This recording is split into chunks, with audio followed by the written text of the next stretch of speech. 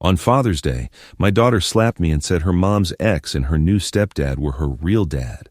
That betrayal felt like it shattered 33 years of love, but one line from me made her burst into tears and beg me to forgive her. Before we dive in, please consider subscribing and drop a comment with the time where you are right now. The knife froze mid-slice when I heard her tone. I'd been dicing carrots for my evening soup, the steady thock-thock against the board filling up the quiet kitchen. Steam curled from the pot behind me, carrying the smell of chicken broth and thyme. Then the phone rang, slicing through my small domestic rhythm like a razor. Emily. My shoulders tensed on instinct. Maybe she was calling just to chat, to ask about my day the way she once did, the way daughters do. Hi, Dad. Her voice had that flat, distant note I'd come to dread. Look, I can swing by this Father's Day thing of yours, but not for long. I set the knife down carefully and wiped my hands on the dish towel looped through my belt. The steam from my soup suddenly felt stifling. Of course, Emily. I'd love to see you. I forced a brightness I'd practiced for years. Even if it's only for a bit? Right. I'll probably drive over around noon on Sunday, but I can't stay past 3. I promised Mom and Rick I'd help with their backyard party. Their backyard party. Not our Father's Day. I stirred the soup with my free hand, watching the vegetables swirl in easy circles. The wooden spoon felt heavy. That sounds nice, I managed. I was thinking of making that roast you loved. Remember the herb crust? Just don't cook that turkey from the 80s, okay? Dry as cardboard. She laughed, but there was no warmth in it. I'd never made turkey for Father's Day, not once, but correcting her would only make it worse. Of course not. I'll make something special. I turned the burner down to buy myself a few seconds to think. Maybe we could look through old photos while you're here? I found those albums from when you were little. Dad, I really can't stay long. 3 hours tops, and that's pushing it. 3 hours? After a year of missed calls and quick texts, 3 hours was what I got. I leaned into the counter, painfully aware of how empty the kitchen felt. One bowl by the stove, one spoon, one of everything. 3 hours sounds perfect, I lied. We'll make the most of it. Good. And Dad? Maybe try to, I don't know, keep it light? I don't want to spend the whole time talking about your problems or whatever. My problems. As though missing my own daughter was a complaint on a checklist. I shut my eyes and counted to 3 the way my therapist taught me. Absolutely. Just a calm, easy afternoon. Great. Okay, I've got to go. Rick's calling me for dinner. Rick's calling. At 7:30 on a Thursday, she was having dinner with my ex-wife and her husband, the man who'd somehow replaced me where it mattered. Tell your mother I said hello, I added, though it tasted bitter. Will do. See you Sunday, Dad. The line went dead before I could say goodbye. I stood there holding the phone, the dial tone mixing with the quiet bubbling from the stove.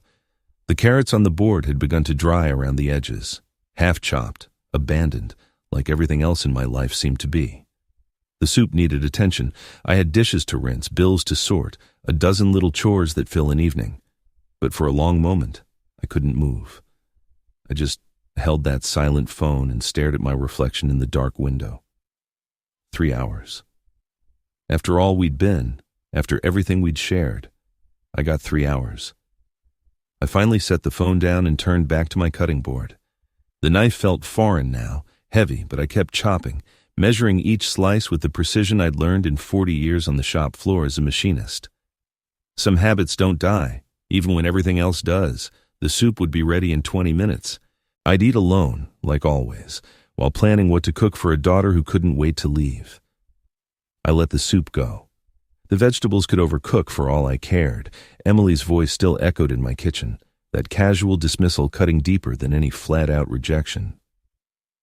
I found myself drifting to the living room, pulled by something I couldn't name. The photo albums sat on the bottom shelf of the bookcase, exactly where I'd left them after my last round of self-inflicted nostalgia. I traced the leather spine of the oldest one and slid it free.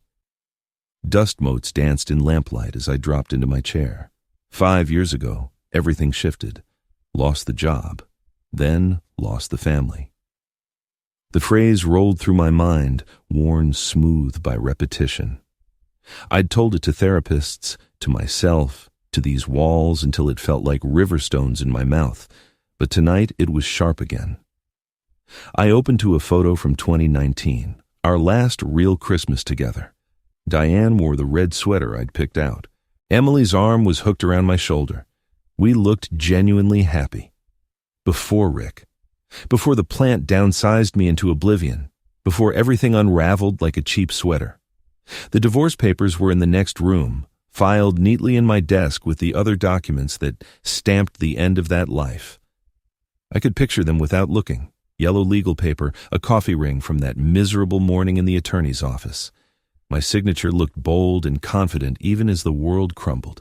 60 years old when they let me go. Too old to start fresh, too young to retire. The severance lasted 8 months. 8 months of sending out resumes into a digital void while Diane's patience evaporated like dew. She started staying late at work. Book club that ran past midnight. Long calls in the other room. A voice I didn't recognize. Lighter, younger. When she finally told me about Rick, I wasn't surprised. Just empty. He makes me feel like myself again, she said. As if 32 years of marriage erased her instead of building her. He sees potential in me. Unlike me, apparently. The guy who doubled shifts to put her through grad school, who celebrated every small win, every raise, every moment she shined. But potential's a luxury you can't afford when your paycheck vanishes. I flipped more pages. Emily at 10, front teeth missing, grinning next to the treehouse I built. Emily at 16, rolling her eyes at my dad jokes and then laughing anyway. Emily at 25, calling me for advice about her first real job, her voice bright with trust. When did that trust start to rust? It began slow, like corrosion under paint, calls shorter, visits turned into obligations. She stopped asking what I thought and started quoting Rick's wisdom instead. The successful businessman who stepped in to fill the hole my unemployment left. The coffee maker gurgled in the kitchen, comfort noise I had programmed into the routine. I made coffee while my marriage dissolved, while Emily shifted her loyalty to a man who could give what I couldn't, stability, confidence, a future without question marks. I pulled another album, her college years. In her graduation photo, she beamed between us, my arm around her waist, Diane holding her hand. We looked like a team, a family, unbreakable. 2 years later, Diane remarried. 6 months after that, Emily started saying bonus dad. The phrase twisted my stomach every time, as if fathers were replaceable parts you swap when the original breaks down. The legal folder felt heavy when I finally fetched it from my desk. Custody arrangements for an adult daughter, as if love could be scheduled. Property division that left me with half of nothing. Alimony numbers that assumed I'd land a job paying what I used to. I never did. The house settled around me with little creaks, a soundtrack to a 60-year-old man's solitude. I spread the photos across my coffee table like tarot cards, trying to read the future in faces that once looked at me with pure love. One picture made me stop. Emily at 7, chocolate ice cream smeared on her cheek, her little hand gripping mine at the zoo. I was her hero then, her protector, her first and favorite person. Now I was a checkbox before more important plans, the fated father she tolerated out of duty. I gathered most of the photos back into albums with practiced care. But I kept the zoo picture, holding it up to the light. Emily's gap-toothed grin stared back, trusting, pure, completely mine. 3 hours on Sunday. I'd take what I could get. The zoo photo trembled in my hands as I sank deeper into the chair. She couldn't have been more than 7. Chocolate across her cheek like face paint, her tiny fingers around mine while we watched the elephants. I remembered that day exactly. The baby elephant trumpeted and she squealed. She insisted on riding my shoulders all the way to the car. "You're my superhero, Daddy," she yelled, arms wrapped around my neck. "You're the strongest man in the whole world." Strongest man. I almost laughed at the bitter joke. By 12, she was defending my beat-up Honda to kids at school. "My dad's car is vintage," she'd say, chin up like a little soldier. "It's got character." She got my stubborn streak. that refusal to back down when something mattered. High school brought new problems, but she still came to me first. Boys, applications, career dreams. I was her sounding board. Even when Diane called her plans unrealistic, Emily would find me in the garage, sit on the tool bench, and spread her hopes like blueprints. "You always believe in me, Dad," she said one late night, "even when I don't." I set the photo down and walked the house, touching things tied to those memories. The kitchen table where she did homework while I cooked. The living room corner where she scratched out violin scales until they became music. In my closet, I found the shoebox of Father's Day cards she'd made, construction paper hearts, crayon letters declaring me the best dad ever, everyone signed with careful swirls like a royal decree from a 7-year-old.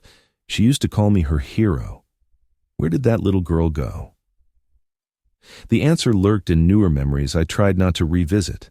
Emily at 28, comparing my advice to something Rick had said, and picking his. Emily at 30, asking me to help with her down payment while mentioning Rick had already covered most. Emily at 32, the first time she said he was more like a real father. That phrase landed like a punch. I'd raised her from 2 when Diane and I adopted her from foster care, taught her to ride a bike, sat through school plays, stayed up nights through fevers, nightmares, and heartbreak. But in 3 short years, a man who bought his way into our lives felt more real than the father who loved her for 3 decades. The kitchen timer chimed. The soup was probably ruined. I couldn't care less. I was drowning in the careful dismantling of everything I thought permanent. Rick had resources I never had. Money for trips, connections for her career, the kind of social ease that comes from never doubting your place. When Emily earned her MBA, he threw her a party at his golf club. When she got promoted, he took her to restaurants I couldn't pronounce, much less pay for. I gave what I had, home-cooked dinners, long walks, steady presence. But steadiness doesn't photograph well. The drift sped up after the layoff. Her calls got shorter, visits more perfunctory.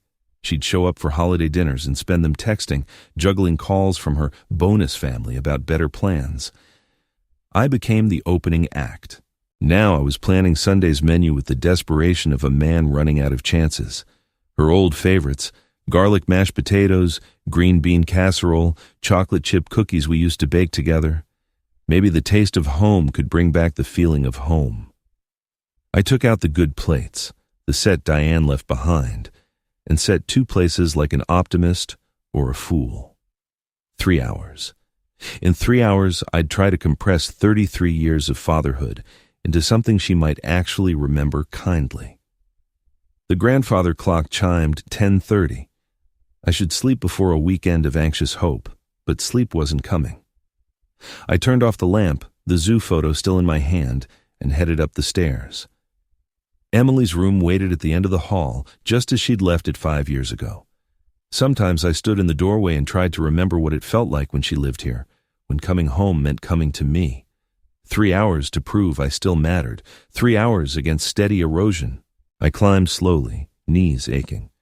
Tomorrow I'd shop, scrub the house until it shined, and prepare for my daughter's brief return to the life she'd outgrown.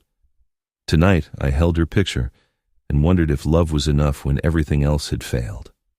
The next afternoon, I was elbow deep in the back garden, ripping weeds out with more force than they deserved. I'd spent the morning replaying Thursday's call, weighing every word. 3 hours. She'd said it like she was doing me a favor, dosing out her time like medicine. Still, at least she was coming. A car door slammed. I froze with a stubborn dandelion in my fist. I wasn't expecting anyone. Packages went to the front. Through the fence gap, a flash of metallic silver. Emily's BMW. My heart pounded as I dropped the trowel and wiped my hands on the rag in my pocket. She never came early, never unannounced. I rounded the house and found her striding up the walk, portfolio under her arm, in a sharp blazer that screamed business. Her heels clicked across my cracked concrete like drum beats. "Dad?" She paused, taking in my stained knees and dirt-caked fingers. "We need to talk. Serious." "Of course, sweetheart." I fumbled my keys, suddenly aware of how shabby the front door looked next to her polished self. "Come on in." She settled on the couch and opened her portfolio with the snap of someone who lived in spreadsheets. Charts and graphs spilled across the coffee table like battle plans. Her eyes sparked in a way I hadn't seen in years. "I'm building something huge, Dad, a digital marketing consultancy for small businesses." She pointed to a bright pie chart. The market's ignored. Mom and pop shops, local services, family restaurants. They're lost online. I leaned forward, honestly interested despite my confusion. "That sounds promising. You've always seen opportunities." "Exactly. I've already got 3 potential clients, just from feelers." She flipped to revenue projections. "Conservative numbers put me at 6 figures in 18 months.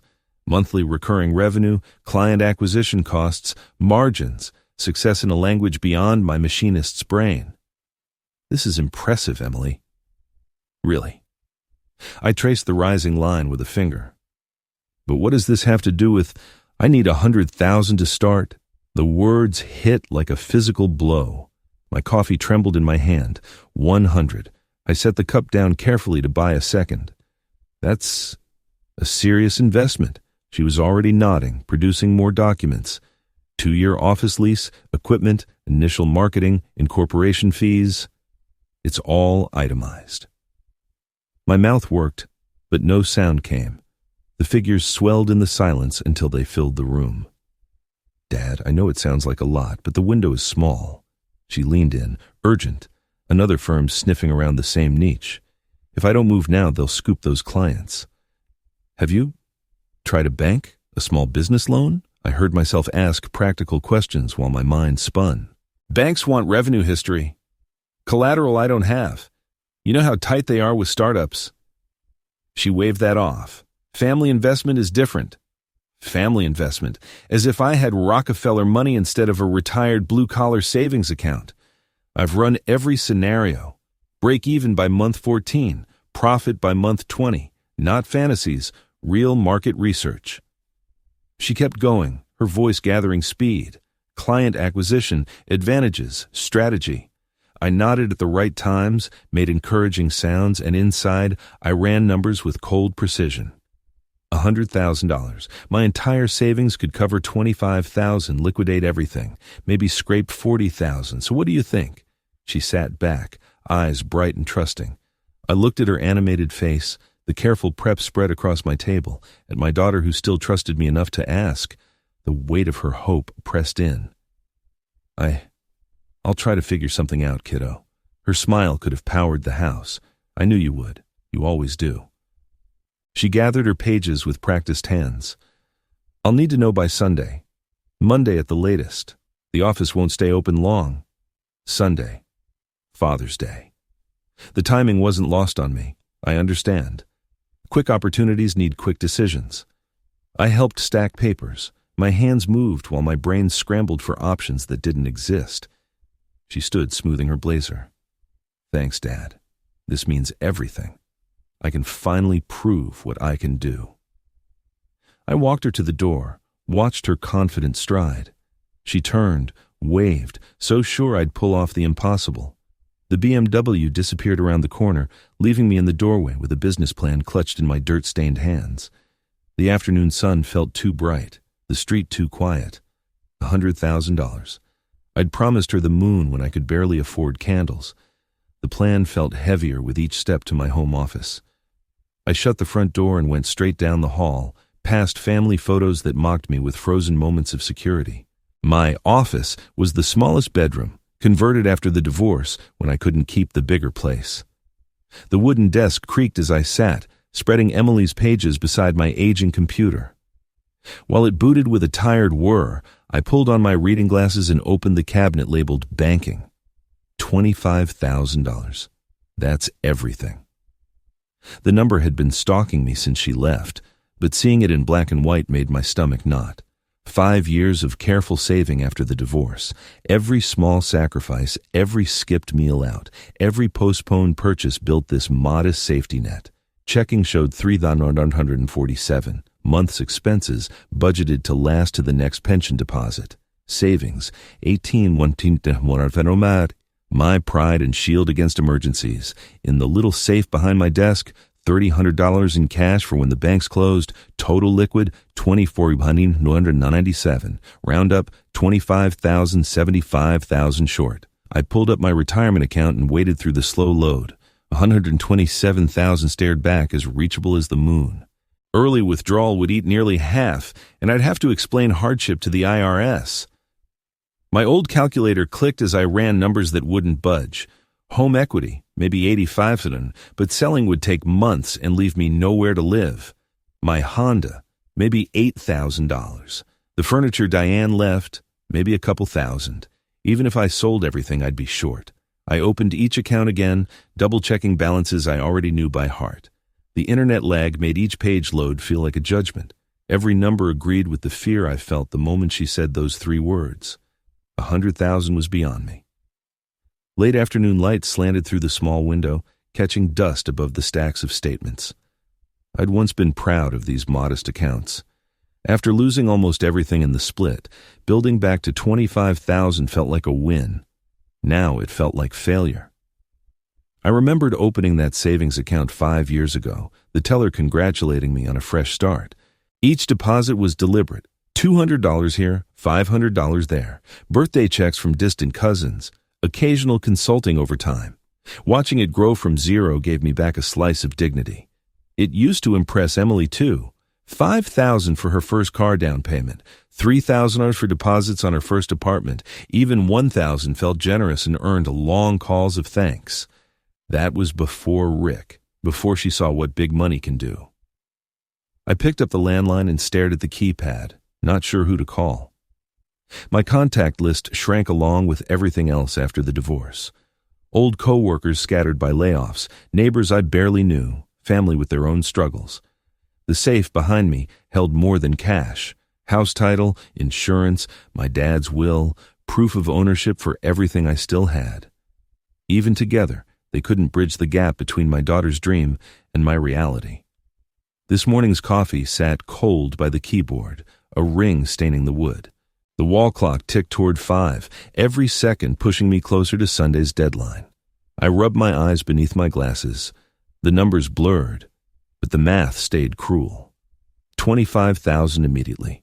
Maybe another 10,000, 15,000 if I sold and took penalties. Still impossible.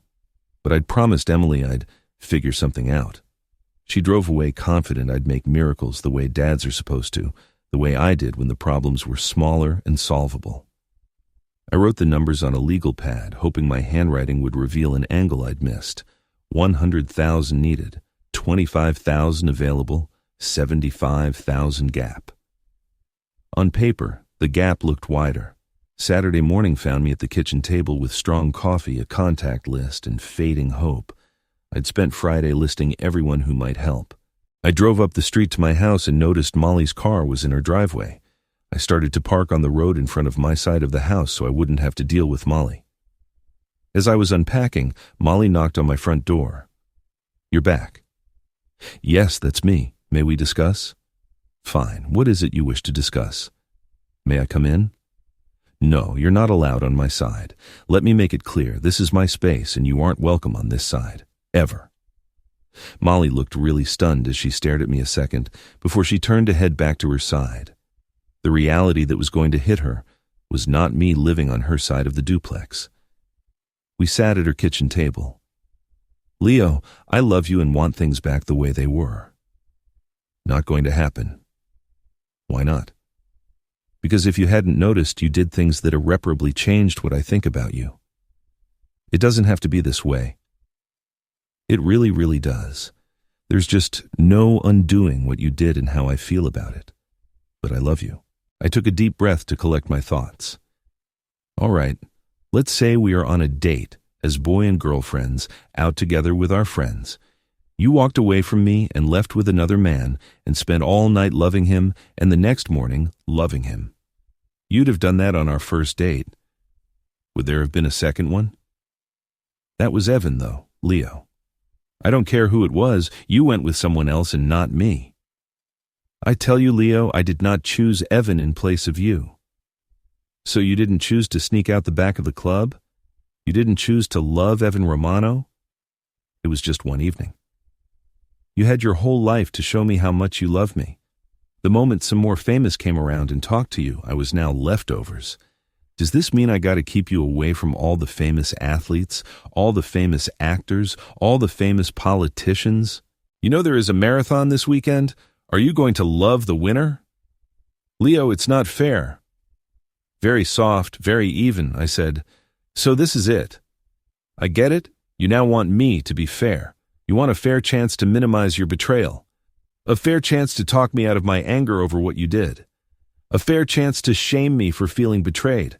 A fair chance to guilt me for not putting our family ahead of my own pain. Seems I am the only one expected to be fair in this relationship. I reached across the table and took her hand. She smiled, then reached for my hand with both hers. Looking straight to the core of Molly's eyes and knowing it was going to hurt her, I told Molly exactly how our new relationship was going to be from now on. And yes, I looked forward to being able to give her that opportunity to see what that feels like. Too late, Molly. Too late? Sorry, it's too late. I have found somebody else. No, Molly ripped her hands away from mine as if my hand had chilblains, and she touched fire. You know who. I suppose Emily and your friends told you who it was that I went home with that night that you walked out. The redhead whom I danced with, the one holding me tight while we were dancing, replacing you on the anniversary you threw away. And then came the words, replaced you, and threw away. It was at that moment I knew without question that Emily must have sent Molly some photos of Veronica and me dancing extremely slowly, close to one another, appearing somewhat infatuated with one another. Do you understand?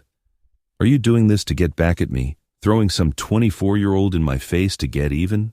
She asked with a soft voice but irritated. 21, actually. I spent the last 4 days with her down in the Bahamas. You know that dream vacation you and I always wanted to go on? It was spectacular. I knew I had a big smile on my face as I said it, but I could not help myself. Really, the weekend had been spectacular. Molly stared hard at me after I was done speaking. My very words spoke how furious she was. I knew the smirk over my face added up to her anger.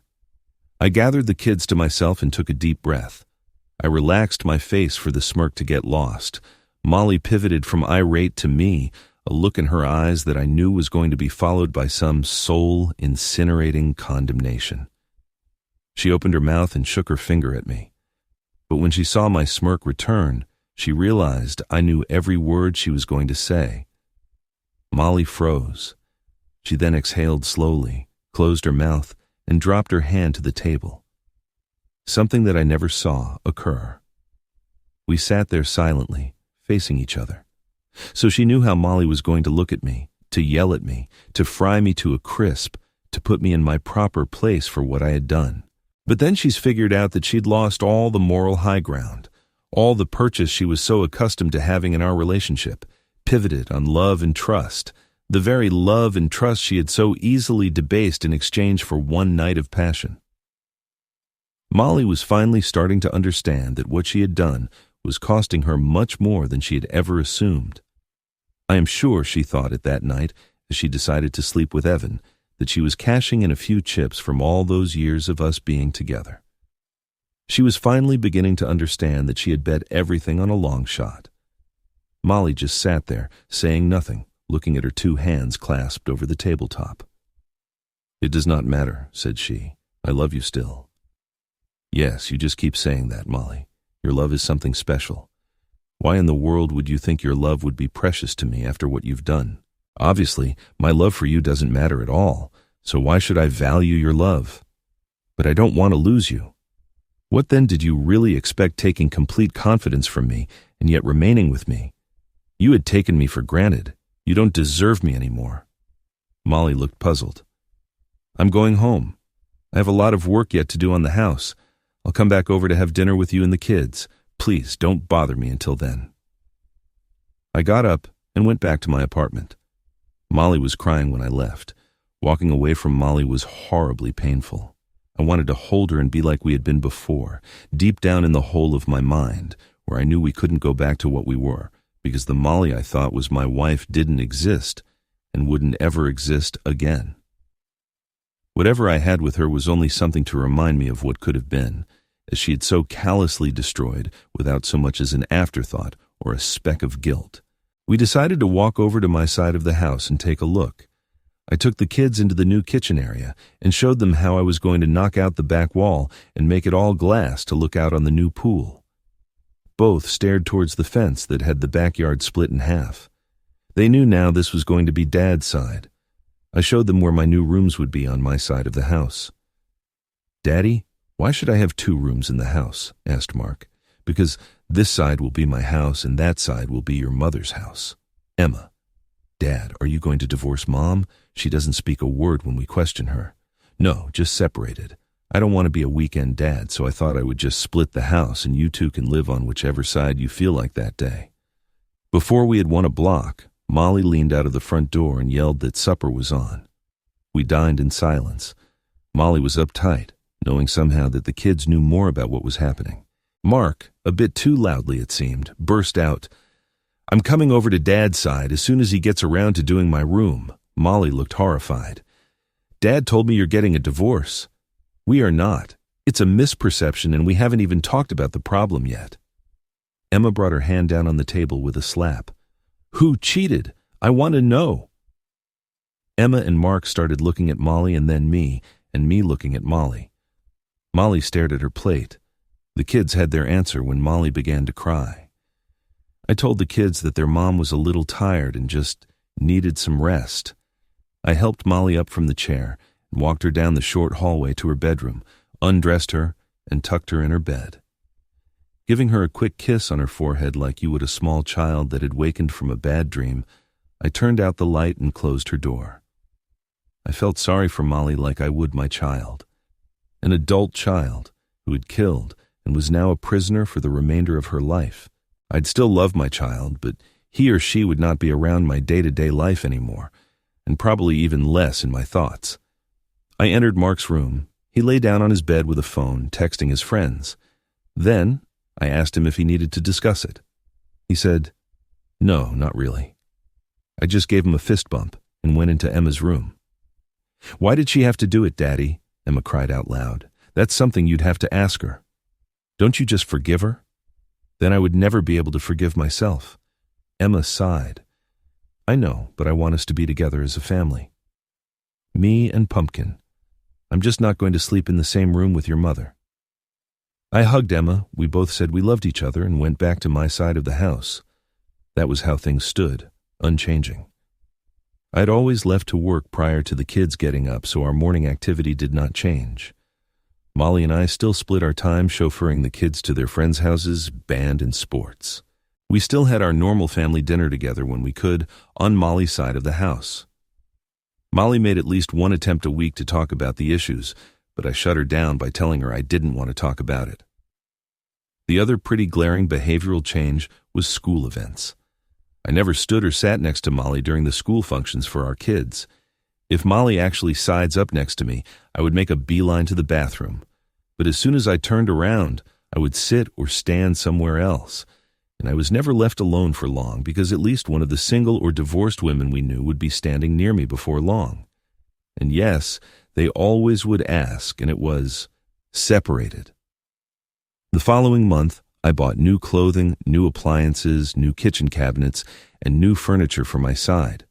My side was now a slick new bachelor pad complete with a giant TV and a new entertainment system. Molly tried to quiz me when I bought a new top-end convertible about our finances. "Leo, but can we afford all of these? This car must cost him a fortune." "Well, Molly, my car was 8 years older than yours and I needed a new one. You always bought a new car twice as often as me, so I just put a few of those missed years into my new car. As for all the other new stuff, you really didn't expect for me to live in a hovel, did you? And the furniture? I thought that I was being considerate by not making you give up any of the beloved furniture you bought to decorate your house. As such, I would have happily sold the furniture to him. Well, I never did like your taste in furniture anyway. You never said anything before? I never said anything before because I wanted you to be happy and it wasn't a big deal to me." I let her reflect on that statement for a few moments. "Don't you worry. We have enough money. The house is paid for, and when the kids move out, my side will be too big for my needs anymore. I'm going to rent my side of the house to get added income, so money won't be a problem. Molly gave me her best smile, her "someone is going to get lucky tonight" smile, and reached out to squeeze my shoulder. I'm not complaining. I like your new car. You've been working out and you look hot in your new clothes. Thanks. I can't take all of the credit. Mark and Emma were begging me to get the convertible so they could drive it, and Veronica helped me pick out my new wardrobe and all my new furniture. We have very similar tastes. At the very name of Veronica, Molly's smile lost its brilliance, and her hand fell from my shoulder. I was just wondering, she said, turned and started off. Still, I did not mean it to be in Molly's face with Veronica becoming a big part of my life. I then noticed that now the thoughts of Veronica were pretty much all-consuming, and thoughts of Molly's feelings remained on the back burner. Veronica began to be a regular on my side of the house. Mark and Emma had begun to spend most of their time on my side by now. In fact, Mark had moved over completely to my side as his main bedroom. Emma, who had been spending more time on Molly's side, was increasingly hanging out with Veronica. Veronica seemed to have adopted Emma as her cool elder sister. Soon, Veronica was spending every weekend and most weeknights at my place. The only protest Molly made was when I insisted that Veronica come with me to our family dinner a second time. Polite as she was, it was very clear that Molly wasn't looking forward to this becoming routine. The next morning on my way to work, Molly trapped me. "Leo, I'm happy for you that you are becoming social, but one thing. Will you please not bring your girlfriend around our dinner time? This should be the time when all of us could be a family with the kids." "Okay, I won't come over for dinner from now on when Veronica does, but the kids are always invited to dinner with me and Veronica if they want to come." "It's not fair, Leo. This is the only time our family gets to be together." So, again, we're doing the right thing, Molly. Well, the truth is that Veronica is becoming a massive part of my life, and I want her to be included more. Not that there's a problem with Veronica. She gets along great with the kids. I don't think it's fair on Veronica, on me, or on the kids for Veronica not to come along to our family dinner. If you want to exclude her, you're going to be excluding me too. But Leo, Molly, your fair has always been you getting your way, screw how I feel. I bet you thought you were being fair when you snuck out that back door to go love Evan Romano. It was marvelous how lightly Molly thought she could trifle with me again so soon as we were not under the same roof. She still thought she could have her lever on me beyond anything touching the kids' welfare. You threw fair out the window that night, Molly. So if you don't like it, fair would be if we have all the dinners on my side and I'll let you visit when we have them. Veronica is an excellent cook and loves to do it. Teary-eyed, Molly said, "I'm sorry I brought it up. Veronica is more than welcome any time she wishes to come to dinner." When the pool and jacuzzi were finally done, Mark especially liked having Kim, Christy, and Susan come over to hang out at the new pool. They flirted with Mark shamelessly. I know they were having a friendly contest to see who could make him blush the brightest, but the first thing they started competing at was who can wear the smallest and skimpiest swimsuits. At last, Christy could not compete anymore because of her full bust, and nothing too small for them, or they would pop out. However, Christy won when she kissed Mark in the pool by pressing her big breasts onto him. Mark really couldn't get out of the pool for at least 10 minutes, even though the water was so cold. Mark turned out to be the one who won, hands down. That was when Mark got bolder with girls, and soon he got a girlfriend at school. The moment they saw Mark's girlfriend, they stopped flirting with Mark and treated his girlfriend as the luckiest girl in the world. Veronica has some great friends. And no, I never let Molly come over to my side of the house, and I did not want Molly messing up my relationship with Veronica. But then, a couple of years later, Veronica graduated, and we broke up. I could see it in her face after a while of going out together when we finally went to Susan's wedding. I knew that because of our age difference, I would soon have to be her sugar daddy. It didn't bother me, but I knew it did her. Not that things were bad between us. We got along great, spent each and every weekend together, and I met most of her family. We did take a lot of vacations together, sometimes with the kids. When she mentioned anything about moving in, I showed her the engagement ring I was planning on offering her. She said she was flattered to be asked, but wanted to give the family thing a shot. I told her I'd love to start another family. That's never something she said. That's what I saw in her eyes, the conflict. I was the perfect man for her, at exactly the wrong age. But sadly, I was made to feel, perhaps like so many women, taken for granted as a great guy.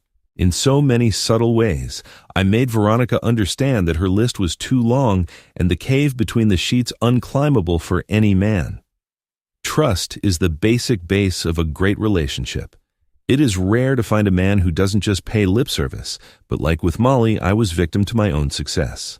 I sensed that Veronica feels like a guy like me is a dime a dozen. I showed Veronica exactly where Molly is now and how she feels the same. Her statement, "I would never be that stupid," sealed our fate. In the end, I told Veronica that I understood. If she ever did change her mind, well, there would always be the door open. Maybe when we are older and don't seem like we do the whole age barrier thing, we can hook up. For 1 second, I do not regret any time I spent with Veronica, and at least she had the decency to sit down and talk things out with me instead of bolting out the back door of some club. Regarding Molly's friends, my ex-friends, I would still be running across them once in a while, and they would try to reconvince me that I should get back with Molly. After they'd gotten all their tripe off their chest, I'd always finish with, "Sounds very convincing. Now tell me how you feel when your spouse cheats on you, because from what I saw that night, not only do they feel cheating is acceptable, but they encourage it. In fact, I don't think it was an accident that we were in the club that Evan Romano was known to frequent. I just happened to have the hottest wife." Karma being what it is, months later I heard that the girls decided to move their girls' party to a new dance club that Evan Romano was also frequenting without telling the husbands. One of Dave's work friends mentioned to Dave that he had seen Emily at the club dancing with Evan Romano. He even suggested that Evan Romano vanished shortly after an hour or so, around the time when the table full of ladies left the club. Dave's friend did not see her leaving with the crowd. All the wives denied going to the club when their respective husbands made inquiries and assured them it was mistaken identity. A few days later, Dave's friend posted a photograph of him and his girlfriend inside the club, together, to explain it. Needless to say, you can hear Evan Romano speaking with the wives on the table. Finally, the wives break down, and each one says that nobody left with Evan Romano. Well, it did not all add up. Finally, the truth came out. However, the wives refused to say who among them left with Evan Romano so as not to compromise her friend. All in all, it had been too late already for them all when they all finally named Emily. Too many lies, the trust was breached. So the story went as I was later advised when husbands finally got together. It was Dave who encapsulated it all. How long have they been covering for each other? They all too easily lied for each other right to our faces. This is not their first girls' night out. How do we know this wasn't just Emily's turn to have some fun with Evan Romano or someone else for that matter? Every husband in that room had seen the expression on their wife's face as Evan Romano had entered our table that night. Every husband had heard his wife justifying Molly's conduct and how lucky she was to receive that chance. After that first girls' night out that Molly had gone on, every man knew that his wife was hot after, as Molly had spoken of her tryst with Evan Romano. All husbands were quite happy with the new excitement in their love lives. A couple of months later, one of the husbands said to another in half-joking manner, "I cannot take the silk sheets anymore. I am getting the worst case of hives." Comparing notes, he found out that they were sleeping on newly fitted silk, and both the sets were white. Asking them for comments, the other husbands revealed that 4 beds were newly fitted with white silk sheets.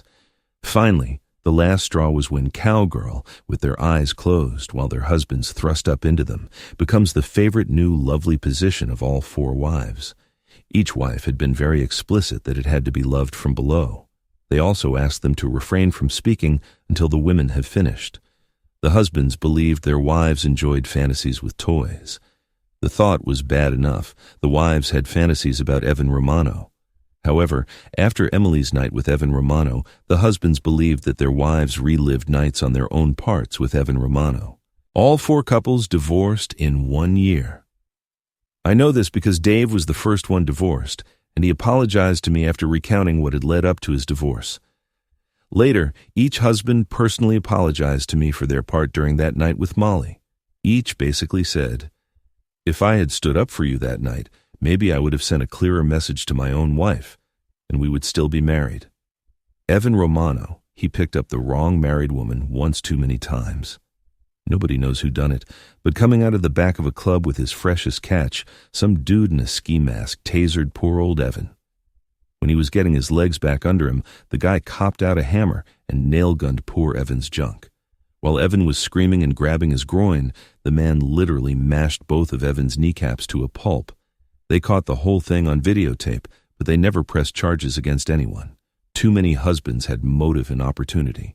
Evan Romano probably lost the use of his legs and largely lost the ability to urinate normally. As far as Molly, the last thing we said to each other in the words "us" was when Emma left. At that point, we were already divorced, and I'd already rented out my half of the house, and I was living in a condo in the marina. Molly was standing there in the driveway, still lingering, as she asked if she could speak with me once Emma had driven off out of the driveway to college. "Leo, I still love you, and I was silly. I'd been stupid and regretted it every day since. I hadn't even gone out with or looked at another man since then.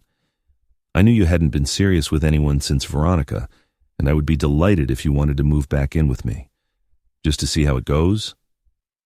From inside her blouse, she pulled out a necklace and offered it to me. At its end was my wedding ring, dangling, the one I had placed on Emily's finger the night Molly had left me. Molly looked at me expectantly. "You still don't understand what happened, do you, Molly? That night, you believed you were testing my love for you when, in reality, from the very beginning, it was a test of your love for me. But I really do love you. No, you're in love with what we had. You're in love with the fact that we had the perfect marriage, the perfect husband, and the perfect kids. You're in love with the fact that I didn't treat you like a possession, some trophy wife, that we shared important decisions. You're in love with the fact that our love-making, though less often, is as passionate as when we were first dating. You're in love with the fact that I always cared about how you felt above everybody else.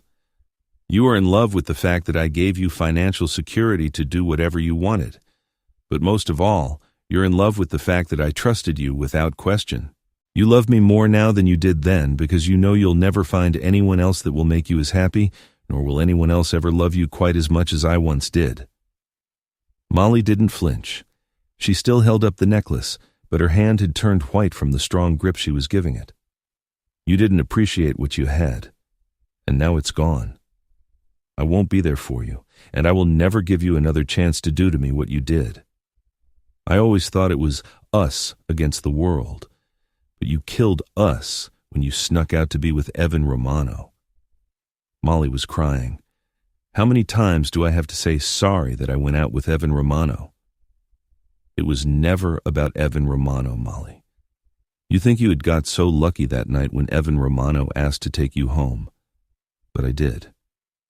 At my low and your friends trying to convince me that I was a fool for getting upset, I realized that you showed me that we were indeed a great couple, but not because of you, because of me.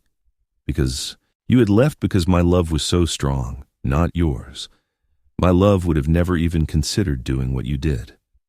My love was the music that we danced to that made us so special.